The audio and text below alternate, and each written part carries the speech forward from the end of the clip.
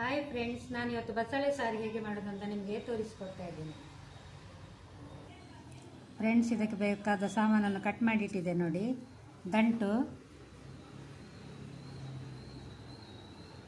ಸೊಪ್ಪು, ನೀರುಳ್ಳಿ ಅರ್ಧ, ಟೊಮೆಟೊ 1, ಹಸಿಮೆಣಸು ಉದ್ದ ಕಟ್ ಮಾಡಿದ್ದು 2,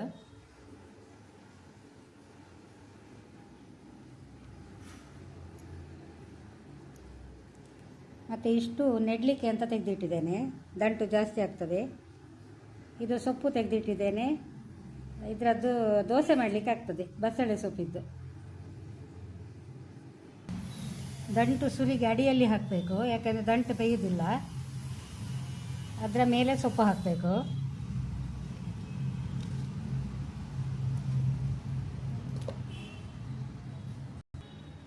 ಸೊಪ್ಪೆಲ್ಲ ಹಾಕಿದ ಮೇಲೆ ಟೊಮೆಟೊ, ಈರುಳ್ಳಿ, ಹಸಿಮೆಣಸು ಹಾಕಿ 1 ಮುಷ್ಟಿ ಉಪ್ಪು ಹಾಕಿ ಬೇಯಲಿಕ್ಕಿಡಬೇಕು.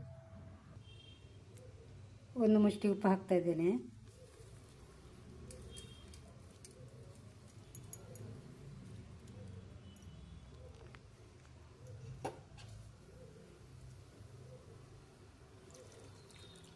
ಸ್ವಲ್ಪ ನೀರು ಹಾಕ್ತೇನೆ.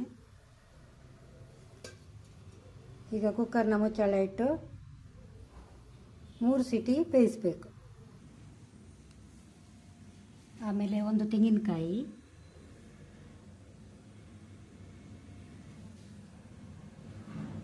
ಹುಣಸೆ ಹುಳಿ, 1 ಸ್ಪೂನ್ ಸಾಸಿವೆ, ಮೆಂತೆ, 5 ಕರಿಮೆಣಸು, ಅರಿಶಿನ ಪುಡಿ ಅರ್ಧ ಚಮಚ, ಜೀರಿಗೆ 1 ಚಮಚ, ಕೊತ್ತಂಬರಿ 1/2 ಚಮಚ, ಬೆಳ್ಳುಳ್ಳಿ 5,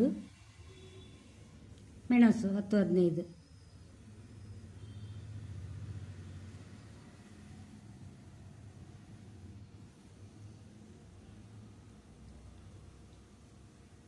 ಇದೆಲ್ಲವನ್ನು ಮಿಕ್ಸಿಗೆ ಹಾಕಿ ನೈಸ್ ಕಡಿಬೇಕು.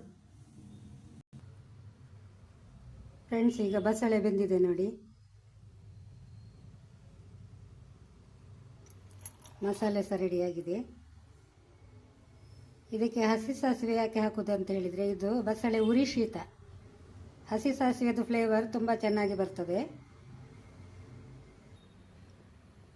ಮಸಾಲೆ ಹಾಕಿದ ಮೇಲೆ ಚೆನ್ನಾಗಿ ಕುದಿಸಬೇಕು ಫ್ರೆಂಡ್ಸ್. ನೋಡಿ, ಕುದೀತಾ ಉಂಟು, ಎಷ್ಟು ಚಂದ ಕಾಣ್ತಾ ಉಂಟು ನೋಡಿ.